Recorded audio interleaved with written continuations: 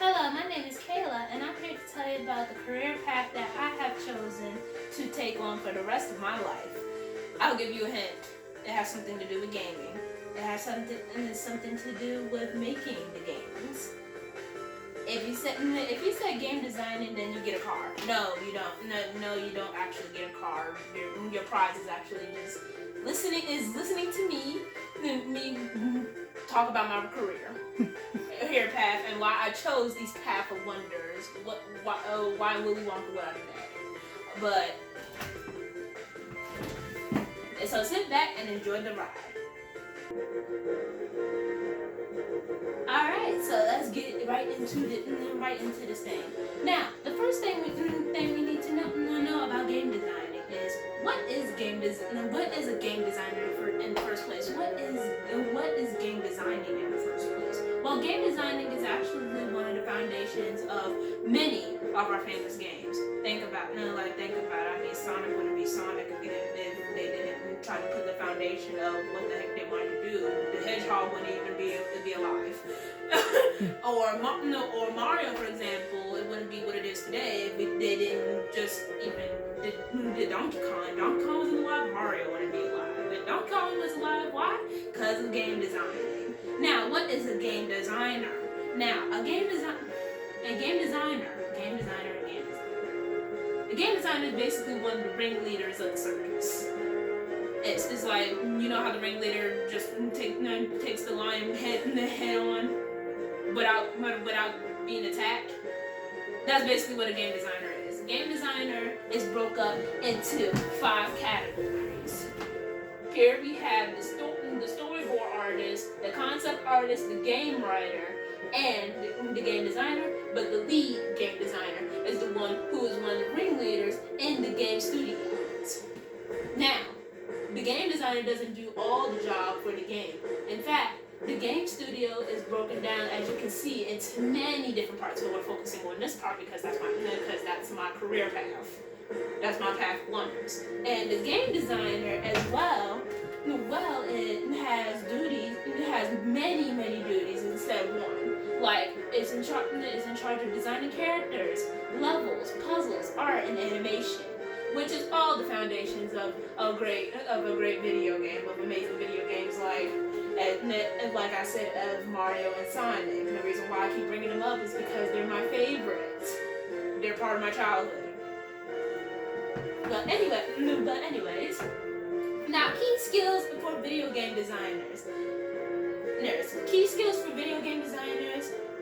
I'm pretty sure that a lot of people would be stressed when they hear game designer. Like they even hear the word game designer. Like normal people will be stressed. Like oh my gosh, game designer.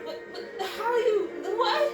I was like chill out, bro. Calm down. Like all you need for the key skills for video game design is creativity, which a lot of places love that. That like if you have creative mind and imagination like SpongeBob has, you can make some big money.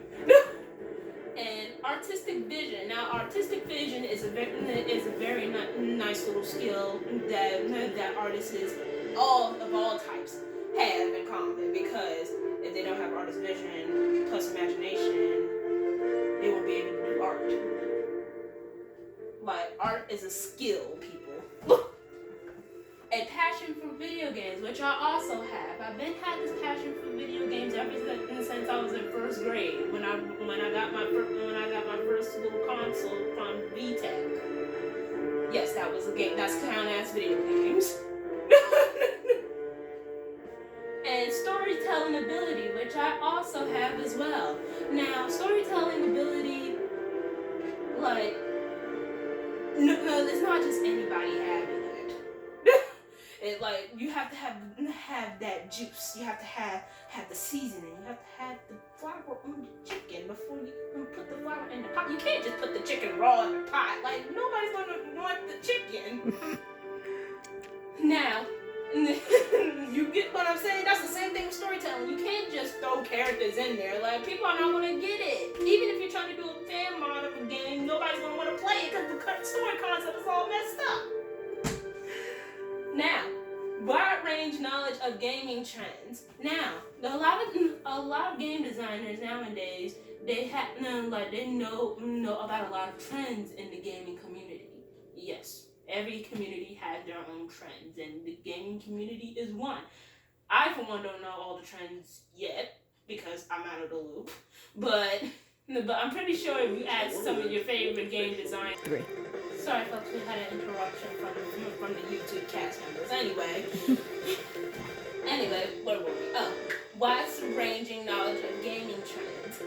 Now, I will consider myself a part of the gaming community, but I just be out of the loop about a lot of things, except for Nintendo, because Nintendo is my favorite gaming company, along with Sega. But a game designer, if they're not a part of the trend, if they don't know the trends going on, they don't know what games to come up with that can be popular, that can make them the moonlight, that can make them the paper. Because that's the reason why we have a job in the first place, to be passionate about it and get the moonlight. And next is strong analytical frame of mind. Analytical frame of mind. That means you have to think logically about your decisions. and if you think logically about your decisions when it comes to the way the characters are designed, not just the way that the characters are designed, but the way that their personality is, how the game can be eye-catching, how much color you're gonna have in the game, how much life you're gonna breathe into the game, because the game is a baby. It takes a village to raise a baby. And the game studio is the village, and the game is the baby. If you don't put two and two together, then the baby won't live. Sorry, folks. Technology seems to not be on our side today. Hey, but anyways, our next skill is excellent programming skills. That takes a big brain. Now, for those of you who don't know what programming is, that's basically another fancy word for coding. I know a little bit about coding myself. Nobody. Me, HTML means hypertext markup language. But then, but I'm not just talking about that light coding, like left equals etc or something like that. I'm talking about heavy hours, sitting on your butt in the desk, hours coding. Cause the movements of the characters, the way that the backgrounds are, the way that the storyline is set up, it all has data in the foundation. Your favorite websites have data in that foundation, have coding in that foundation. If it doesn't have coding, it shouldn't exist in the first place. YouTube has its own coding in its website too. If you think about it. Ability to work as part of a team. Teamwork makes the dream work. Now, teamwork is something. I'm going to be honest. I lack a little bit of it because I don't like group work. But then, I'm willing to work with a team. I'm really willing to work with a team with something that I love, which is AKA video games, AKA making video games, AKA my childhood. So yeah, basically good teamwork skills, good social skills, you're good. Now, let's get into the advantages of game designing and being a game designer, which I love. A casual yet enthusiastic work environment, which means that every day when you go into the HQ, the game studio headquarters, you might find some really interesting characters there. Not people, characters. Because everybody has their own ideas for the game, and then we talk about the ideas, and then you will meet some very great personalities, and some of them that you just don't agree with. But then for the most part, it's basically an adventure every day. And a degree isn't totally necessary, but it's a plus. All you need to be a game designer is basically experience with programming, coding, technology, and a high school diploma. Don't drop out of high school. Use analytical and creative thinking. Like all you need is your imagination and logical thinking, and as some people say, common sense. Then you'll be good. You'll be good, my partner.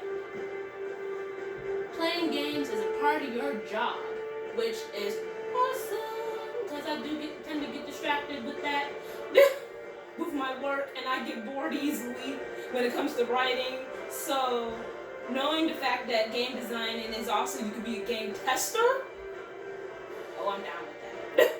I'm down with doing that, and then getting money off of that, yes. Competitive salary. Now, well, I don't consider this as an advantage because I don't like competing, but for competitors out there, oh, you're going to have a field day. You're going to have a field day with the competition because, as you know, any type of job that has team working in it is competition for the best salary, for the best paycheck every Friday. Every Friday they be pulling the raffle ticket like who's it going to be? Who get this bonus? And then the next is entering a dynamic industry with a steady career. I love how they said the word dynamic. Like this is the most, like this is incredible, which it is, which I agree definitely, because I can't believe little me actually wanted to be a veterinarian, not even knowing what a game designer was. Do more than just entertain. So not only you make it entertainment for others, but you're also entertaining yourself, because every day is an adventure inside of a game studio, and also plus you get to make your own ideas actually come to life, like you're breathing life into the baby. Do game developers need a degree? Again, like they said, it's totally necessary, but it's a plus. But most game designers, if they do have a degree, they have a degree in video game design or a related discipline like computer science. But there are more routes open up to people who have not been college educated into game design. So look those up if you're interested in being a game designer like I, or being a part of a game studio in another way. Now, let's get into what y'all really want to know. How much is the salary? How much paper you're getting every year? Well, how much money does a video game designer make a year?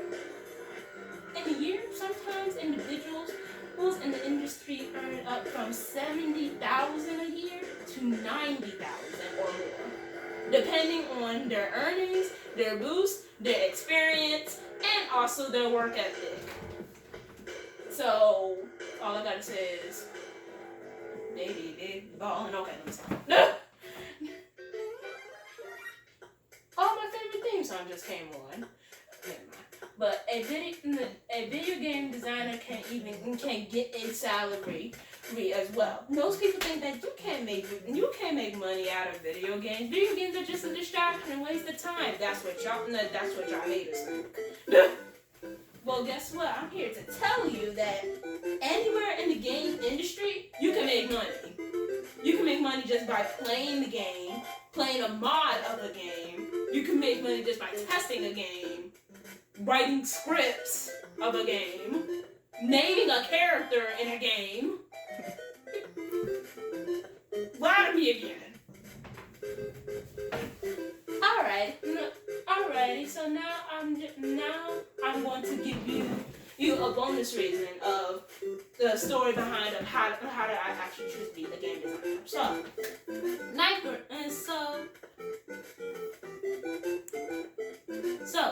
grade when I came in, I still wanted to be a veterinarian because I love animals, and I still do love animals. We literally have a dog in the house that literally has a persona of a human. Why would I not like animals? But basically, I have a bunch of gamer friends. Like, people used to call us geeks for gaming. I didn't know, gaming was a geek thing until high school, but I still love it. I love gaming, and I saw my friends playing the games, and we started video gaming. I actually did video game clubs and battle royales, and then I just thought of something. I wanted a career that actually has gaming in it, especially with my two favorite games, Mario and Sonic. So, you know what I did? When I got home that day, when I realized that I didn't even want to be a veterinarian, the reason why I said that is because that was one of the normal things that kids would say. I want to be a doctor. I want to be a lawyer. Nobody says they want to be a gamer or a game designer because people say that that's a distraction. But when I got home, I researched what a game designer was, and I kept doing my research, heavy research, and it turns out game design is lit. Actually.